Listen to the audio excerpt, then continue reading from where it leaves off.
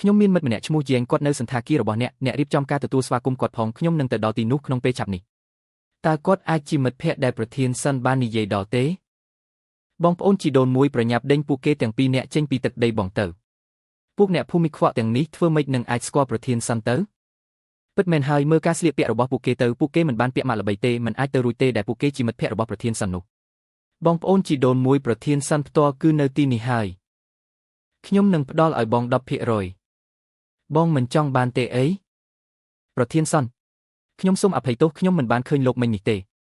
ប្រញាប់ដេញពួកគេចេញទៅឃើញហើយគួរឲ្យធុញទ្រាន់ណាស់ធ្វើទៅជាវសពួកគេគ្រាន់តែជាបុគ្គលិកប៉ុណ្ណោះគ្មានប្រយោជន៍ក្នុងការបង្កបញ្ហាដល់ពួកគេឡើយមិនអីទេខ្ញុំនឹងស្ដាប់អូនសិនមិញគួរតែមកដល់ភ្លាមនេះហើយតោះទៅជួបគាត់នៅច្រកចូលចាស់តោះទៅខ្ញុំស្មានតែពួកគេមានសមត្ថភាពខ្លាំងពូកែណាស់តើមិនមែនគ្រាន់តែខ្លាចបន្តិចបន្តួចហើយរត់ចេញទាំងអាម៉ាស់ទេអីប្រធានសិនយេរូតោះយើងចូលទៅក្នុងហើយនិយាយគ្នា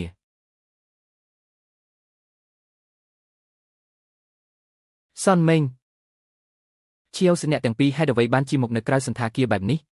ខ្ញុំបានណែនាំអ្នកចាត់ការឡើយយ៉ាងច្បាស់ថាឲ្យចេញមកទទួលស្វាគមន៍អ្នកតើគាត់នៅណាប្រធានសិនអ្នកចាត់ការឡើយខ្ញុំបានប្រាប់អ្នកឲ្យមើលថែភ្ញៀវកិត្តិយសតើអ្នកទៅណាហើយសូមអភ័យទោសប្រធានសិនខ្ញុំទើបតែបានដោះស្រាយកិច្ចការមួយចំនួនអំបញ្ញមិញនេះលោកជាងដែលលោកបាននិយាយដល់នោះហាក់ដូចជាគាត់មិនទាន់មកដល់សន្តាគាររបស់យើងនៅឡើយទេបើភ្នែកមើលផងតើអញកំពុងនិយាយរឿងឥតប្រយោជន៍អីហ្នឹងខ្ញុំគិតថាអញប្រហែលជាលែងចង់ធ្វើការងារនេះទៀតហើយវាមិនមែនជាការពិតនោះទេប្រធានសិនខ្ញុំពិតជាមិនបានឃើញលោកជាងមកដល់មែនតើអ្នកទាំងពីរចង់សាច់រឿងអីប្រញាប់ចេញឲ្យឆ្ងាយទៅឡើយតើអញកំពុងដេញអ្នកណាឲ្យចេញទៅគាត់គឺជាជាងដែលខ្ញុំបានប្រាប់ឲ្យអញមកទទួលស្វាគមន៍នឹង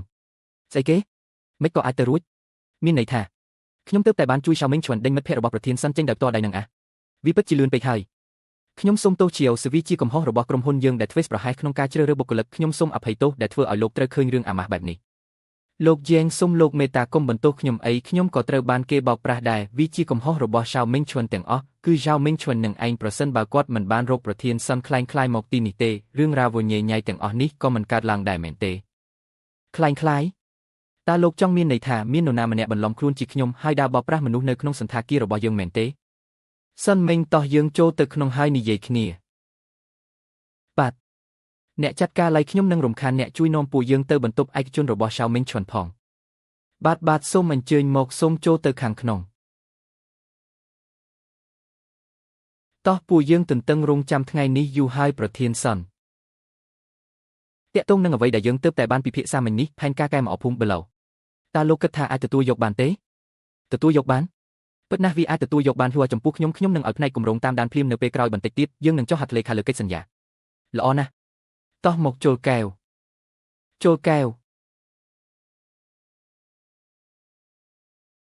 យេរ៉ូអូនបាននិយាយអ្វីគ្រប់យ៉ាងហើយមែនទេ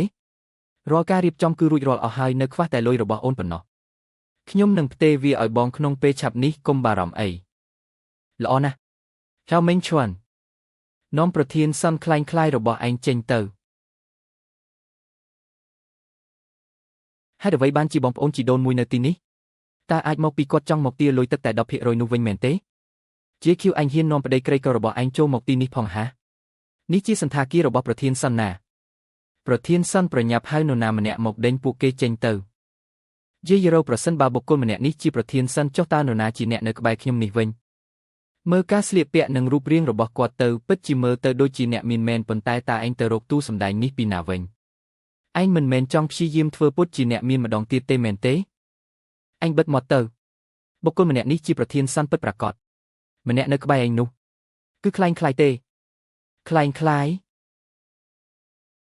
ចង្រៃយ៉ាក់គាត់មកមែនទេតើប្រសិនបើខ្ញុំត្រូវបានគេចាប់បានពីរឿងនេះខ្ញុំប្រហែលជាត្រូវកាត់ទោសហើយរឿងនេះមិនពាក់ព័ន្ធនឹងខ្ញុំទេហៅមិញឈួនជាអ្នករៀបចំទាំងអស់ខ្ញុំទៅឥឡូវនេះហើយខ្ញុំនឹងទៅឲ្យឆ្ងាយបំផុតហេតុអ្វីបានជាប្រញាប់ប្រញ័លចាក់ចេញយ៉ាងនេះអ្នកចាត់ការឡៃសូមជួយបញ្ជូនគាត់ទៅប៉ុស្តិ៍ប៉ូលីសផងទុកការងារនេះឲ្យខ្ញុំចុះទេចាំបន្តិច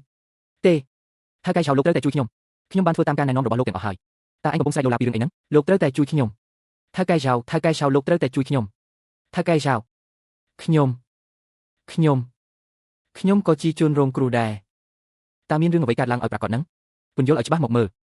ជឿណាស់លេងខ្ញុំទៅ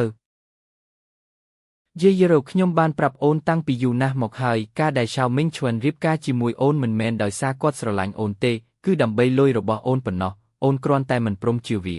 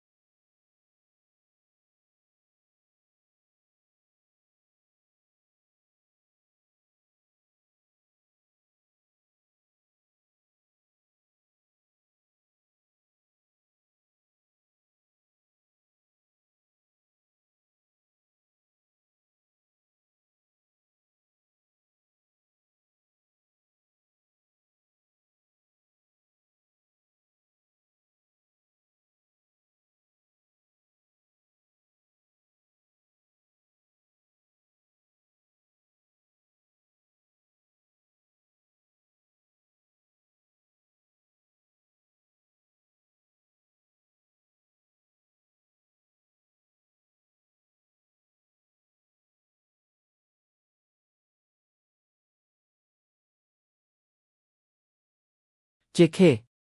JK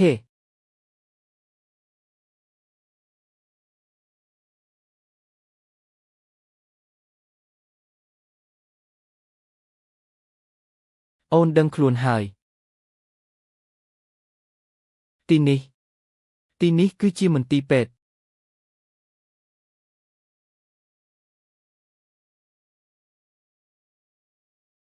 កាលពីម្សិលមិញអូនស្ទើរតែត្រូវបានឡានបុកទៅហើយតែឥឡូវនេះមានកន្លែងណាមិនស្រួលខ្លួនដែរឬទេកាលពីយប់មិញអ្នកមិនចាំបាច់សង្វិញទេយើងនឹងជួបគ្នាម្ដងទៀតប្រសិនបើមាននិស្ស័យពិតមែនហើយខ្ញុំចាំបានហើយកាលពី6 ឆ្នាំមុនពួកយើងមិនមែនធ្លាប់បានជួបគ្នាទេអីបាទចុះហេតុអ្វីបានជាអូនមកភូមិបែងហេនេះម្ដងទៀតហើយធ្វើពុតជាមិនស្គាល់បងទៅវិញអត់ទេកាលពី5ខែ1ឆ្នាំមុនបន្ទាប់ពីខ្ញុំបានឲ្យលុយទៅលោកហើយអញបានយកលុយរង្វាន់ពីការប្រកួតរចនាម៉ូដវាច្បាស់ជាស្ថិតនៅក្នុងកាបូបរបស់អញហើយវាមិនស្ថិតនៅក្នុងកាបូបរបស់ខ្ញុំទេលេងខ្ញុំទៅកុំកំរើក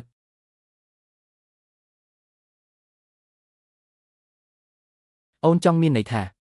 ឆ្នាំនោះបន្ទាប់ពីអូនបានប្រើប្រាស់លុយរង្វាន់ដើម្បីព្យាបាលជំងឺប្អូនស្រីបងរួចអូនបានត្រឡប់ទៅផ្ទះវិញហើយមានចំនួនជាមួយម្ដាយកូនពួកគេទើបធ្វើឲ្យអូនបាត់បង់ការចងចាំមួយផ្នែកមែនទេចាស់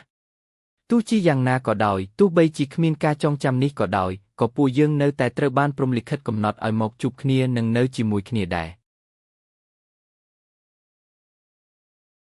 បងសូមទោសវាជាកំហុសរបស់បងទាំងអស់ប្រសិនបើបងបានជូនអូនទៅផ្ទះឲ្យបានលឿនជាងនេះកាលពីម្សិលមិញអូនក៏មិនត្រូវរងរបួសបែបនេះដែរ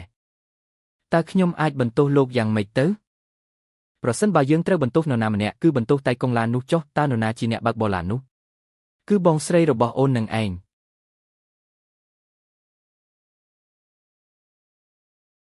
ជាយេរូតើមានរឿងអ្វីកើតឡើងចំពោះនាងអញនៅមានមុខមកសួរទៀតហ៎ប្រសិនបើគ្មានអញមកតង់ទៀមយ៉ាងសិស្អិតបែបនេះតើធ្វើម៉េចឲ្យយេរូមានគំនិតចង់សម្លាប់មនុស្សទៅតើធ្វើម៉េចឲ្យនាងខ្លាចជាមនុស្សរុក្ខជាតិបែបនេះទៅតើម៉ាក់ចង់មានន័យថាម៉េច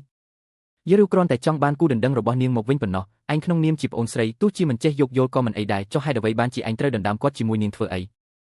ខ្ញុំដណ្ដើមជាមួយនាងល្មមហើយប្រញាប់ឡើងរុញនាងចូលឡានទៅរៀបការនៅឯជនបទដោយស្មោះត្រង់ទៅឯងមិនត្រូវបានអនុញ្ញាតឲ្យត្រឡប់មកទីក្រុងវិញដើម្បីបំផ្លាញជីវិតអាពាហ៍ពិពាហ៍របស់យេរូទៀតទ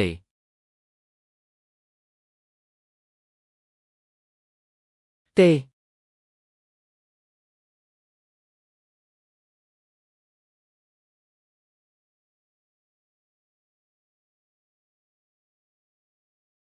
មិនមែនដោយសារតែពួកអ្នកទាំងអស់គ្នាបង្ខំខ្ញុំឲ្យឡើងឡានការហើយបញ្ជូនខ្ញុំមកភូមិបែញ៉េទេអីការនោះពួកយើងធ្វើបែបនេះក៏ដើម្បីតែល្អសម្រាប់អញដែរតើពិតមែនហើយម្ដាយរបស់អញបានស្លាប់តាំងពីក្មេងខ្ញុំមិនអាចចិញ្ចឹមអញទេអស់រយៈពេលជាច្រើនឆ្នាំនោះទេមែនទេអ្វីក៏ដោយដែលយេរូចង់បានអញគួរតែលះបង់ឲ្យនាងទៅខ្ញុំលះបង់ឲ្យនាងតើខ្ញុំមិនទាន់លះបង់ឲ្យនាងគ្រប់គ្រាន់ទៀតទេអីខ្ញុំថែមទាំងបានប្រគល់គេដំណែលដែលម្ដាយខ្ញុំបន្សល់ទុកឲ្យខ្ញុំទៅឲ្យពួកអ្នកទៀតផងតែហេតុអ្វីបានជាពួកអ្នកនៅតែមិនចេះស្កប់ស្កល់ទៀតយេឃីវប៉ាសារភាពថាកាលពីមុនប៉ាពិតជាលំអៀងបន្តិចមែនប៉ុន្តែឥឡូវនេះឲ្យតែឯងព្រមប្រគល់ឈៀវស៊ីឲ្យទៅយើសន្តារបស់យើងប៉ាសន្យាថានឹងប្រព្រឹត្តចំពោះឯងដោយយុត្តិធម៌ចាប់ពីពេលនេះទៅតើវាសមរម្យទេដែលអ្នកទាំងពីរមកនិយាយរឿងនេះនៅចំពោះមុខខ្ញុំតើបានសួរយោបល់របស់ខ្ញុំហើយឬនៅចែងសិលោកកិច្ចសន្យាអាពាហ៍ពិពាហ៍ត្រូវបានចាស់ទុំរៀបចំជាមួយយេរូជាធម្មតាលោកត្រូវតែរៀបការជាមួយយេរូហើយប្រញាប់លែងលេះជាមួយយេឃីវទៅមិនអីទេតើអ្នកចង់ឲ្យខ្ញុំរៀបការជាមួយឃាតករម្នាក់មែនទេ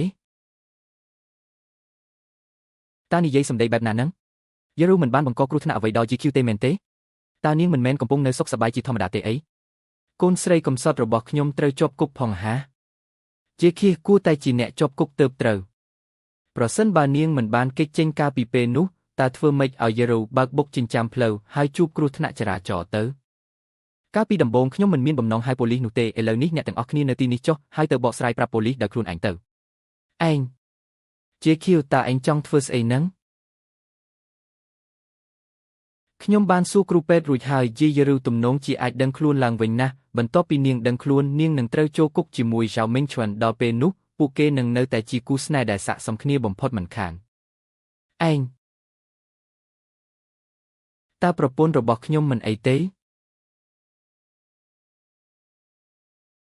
គម្រោងភូមិបេឡូចិត្តចាប់ផ្ដើមដំណើរការភ្លាមនេះហើយនៅពេលនោះយើងនឹងត្រូវពឹងផ្អែកលើការខិតខំប្រឹងប្រែងរបស់អ្នករចនាប្លង់លំហចម្បងរបស់យើងហើយ